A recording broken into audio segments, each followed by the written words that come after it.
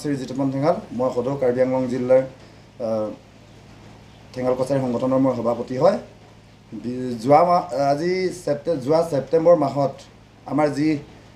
তিতাবৰ ঢলিত এখন আমাৰ কিবা অট'নমাছ কাউন্সিল আছে ঠেঙাল কছাৰী অট'নমাছ কাউন্সিল সেই অট'নমাছ কাউন্সিলত আমাৰ সদৌ অসমৰ পৰা গৈ আমাৰ ঠেঙাল সংগঠনৰ তৰফৰ পৰা এটা প্ৰতিবাদী কাৰ্যসূচী তাত লোৱা হৈছিল সেই প্ৰতিবাদী কাৰ্যসূচীত আমাৰ কাৰ্বি আংলং জিলাৰ পৰাও আমি অংশগ্ৰহণ কৰিছিলোঁ উক্ত প্ৰতিবাদী কাৰ্যসূচীত খুব ধুনীয়াকৈ সুকলমে পাৰ হৈ গৈছে গ'ল কিন্তু প্ৰতিবাদী কাৰ্যসূচী পাৰ হৈ যোৱা দ্বিতীয় দিনাখন মানে 28 ছেপ্টেম্বৰ দিনাখন এজন লখিমপুৰৰ প্ৰাক্তন বিধায়ক তেখেতৰ নামটো হৈছে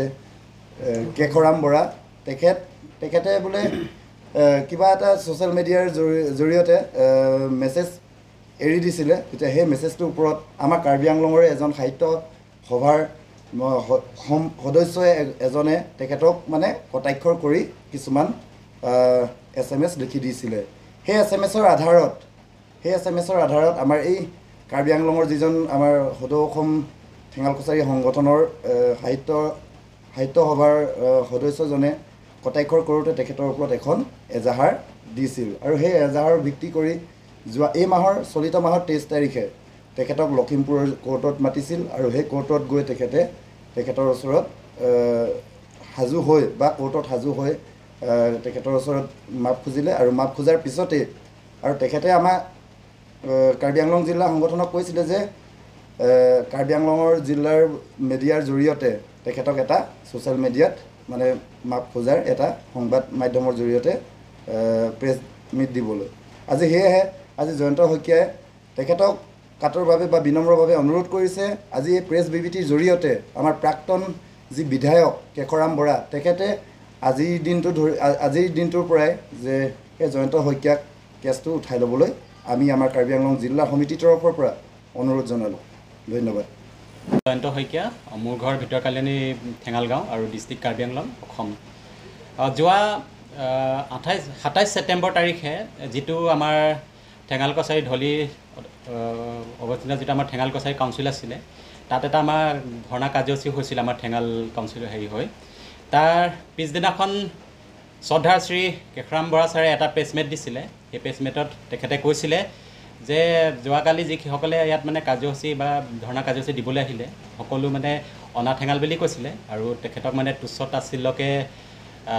গালি পাৰিছিলে বুলি তেখেতক কৈছিলে আৰু সেই নিউজটো পাই মই তাত গৈ পিনে মই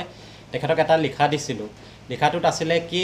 ফাল্টু কথা কোৱা চৰ খাবলৈ মন গৈছিলে নেকি বুলি মই এই কথাটো কওঁতে তেখেতে মোৰ ওপৰত এখন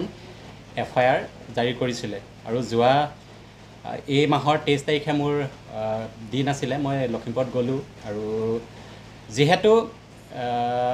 তেখেত এজন বিহপুৰীয়া সমষ্টিৰ প্ৰাক্তন MLA আছিলে সেয়েহে হয়তো তেখেতক মই এই কথাটো ক'ব নালাগিছিলে মই তেখেতক এই কথাটো ক'লোঁ সেয়েহে মই তেখেতক আজি আপোনালোকৰ মিডিয়াৰ জৰিয়তে মই তেখেতৰ ওচৰত মই ক্ষমা প্ৰাৰ্থী বিচাৰিছোঁ তেখেতৰ ওচৰত আৰু যিহেতু তেখেত মোৰ দেউতাৰ তুল্য তেনেকুৱা এজন ব্যক্তিক মই এই কথাষাৰ একচুৱেলি মই ক'ব নালাগিছিলে মই ভুল স্বীকাৰ কৰিছোঁ সেয়েহে মই আজি আপোনালোকৰ এই চেনেল জৰিয়তে মই তেখেতৰ ওচৰত মাপ খুজিছোঁ আৰু ভৱিষ্যতেও তেখেতৰ বা মই এই কাৰ্যসূচীৰ পৰা মই বিৰত থাকিম বাকী তেখেতে যিখিনি কৰণীয়া তেখেতে যিটো মোৰ FIR সেইটো তেখেতে সোনকালে উঠাই ল'ব বুলি মই আশা ৰাখিলোঁ আৰু ইয়াকে কৈ মই ধন্যবাদ জ্ঞাপন কৰিছোঁ।